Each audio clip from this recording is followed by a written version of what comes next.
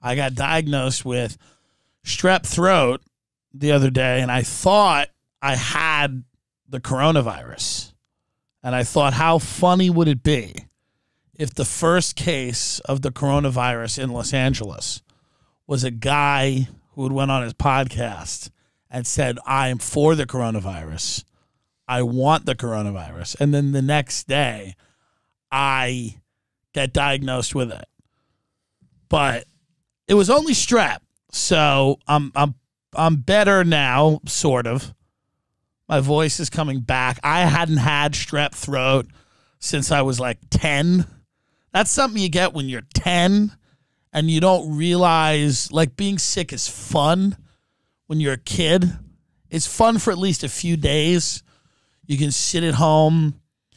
You can watch movies. Back then we went to Blockbuster and I'd rent movies, get a bunch of movies, watch them over and over again. My grandmother would make me French toast and grilled cheese. Being sick was good.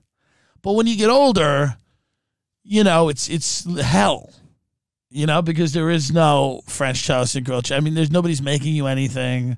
Nobody cares. Even if you're in a relationship or something, they don't care. They're at work. Nobody has the time to, when you're sick, when you're older, give a fuck about you.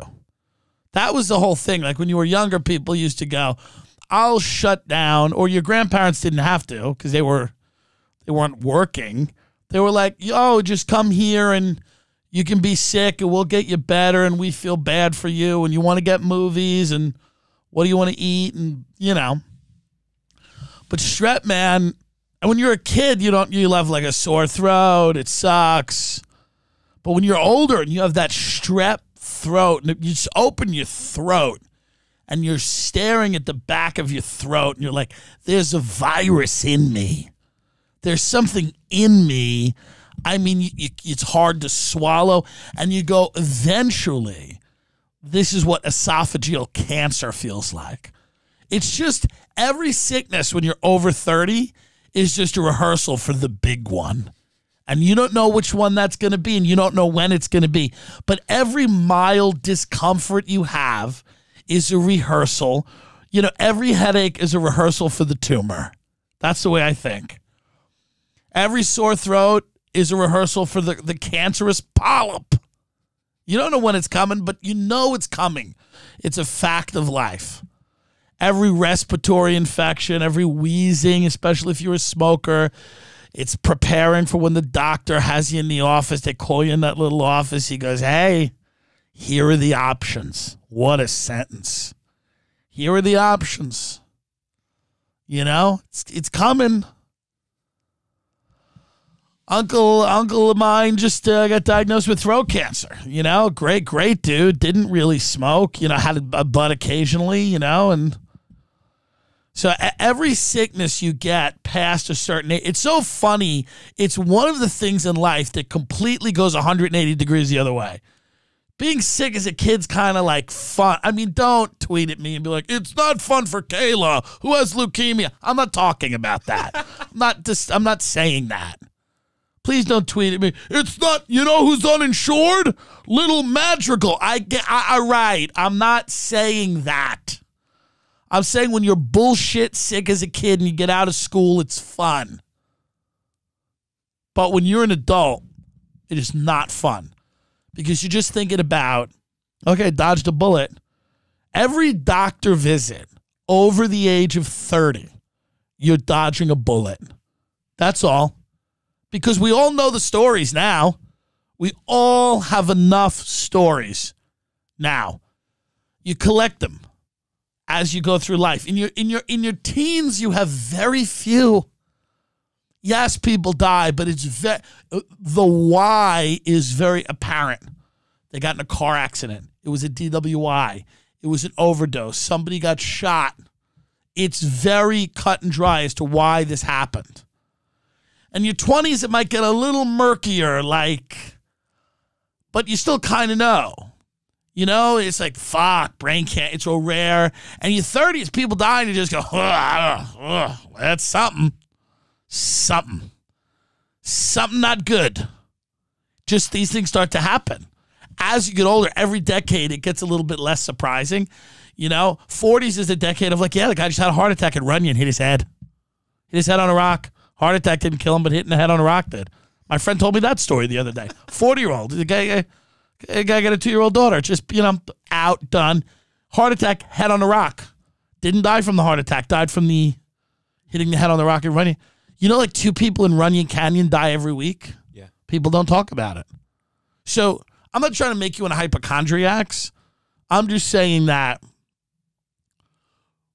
life is too short to not be hateful. You know what I mean? People don't understand. Life is too short to hold it in. The bile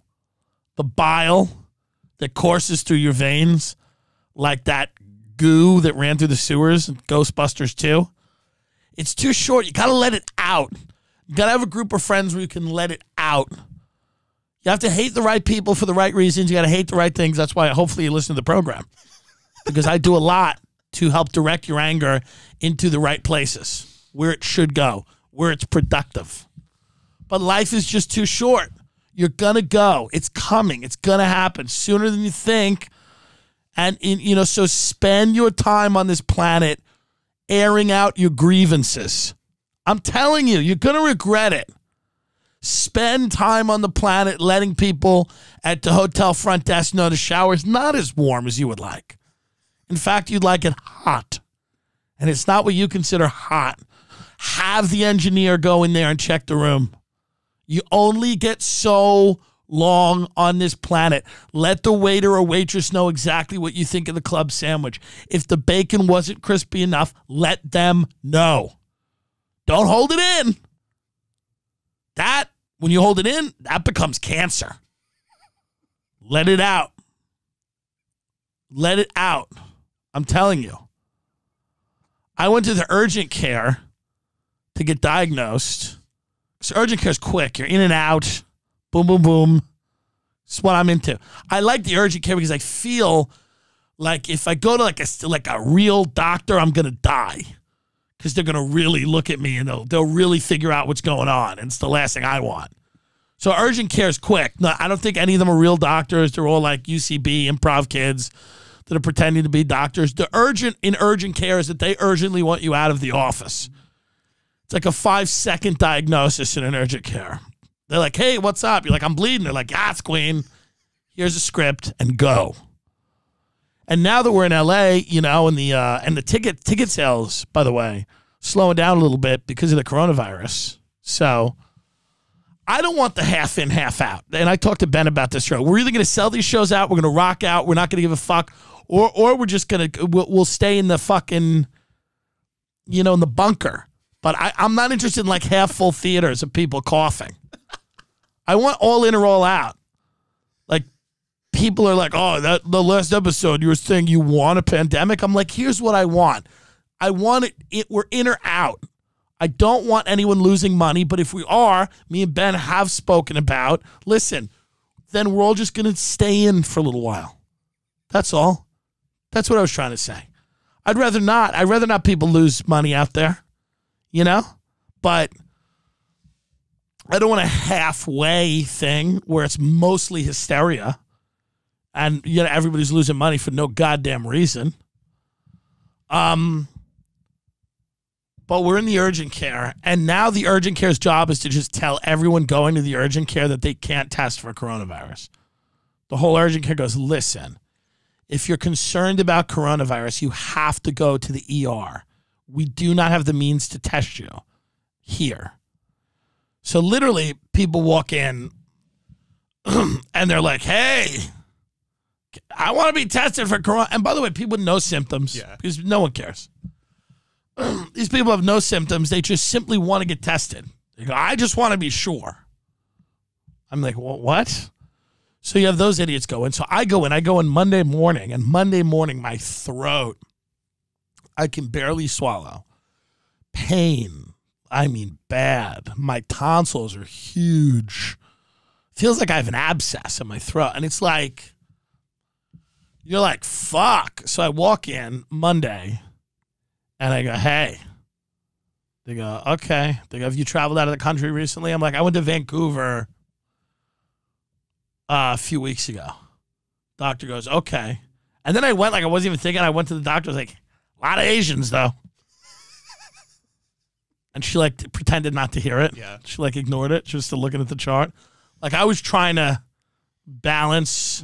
Because I was like, yeah, Vancouver a few weeks ago. She's probably like, yeah, that wasn't okay.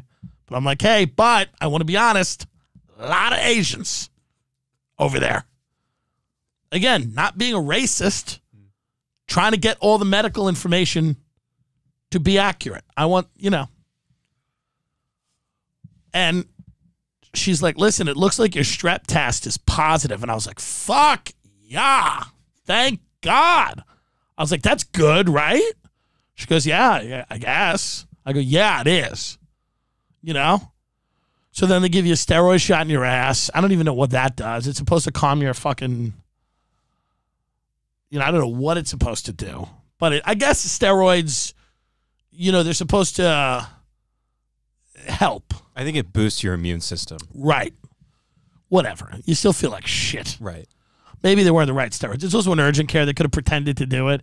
They could have just pricked me with a pin and not done anything. They're probably just giving fake steroid shots. So I go to CVS, and my throat is like just, and I'm coughing a little bit because you can't really swallow in the water. It's like your water's almost aspirating into your mouth. It's horrible. And then everyone at CVS is looking at you. Me and Ben just had lunch at the Beverly Hills Hotel, and I was coughing at the table, and everybody's looking at you like, fuck. Is this the guy? Is this patient zero? Is this the guy who brings it to L.A.? Is this the guy that brings it to the Beverly Hills Hotel? This motherfucker. Right now.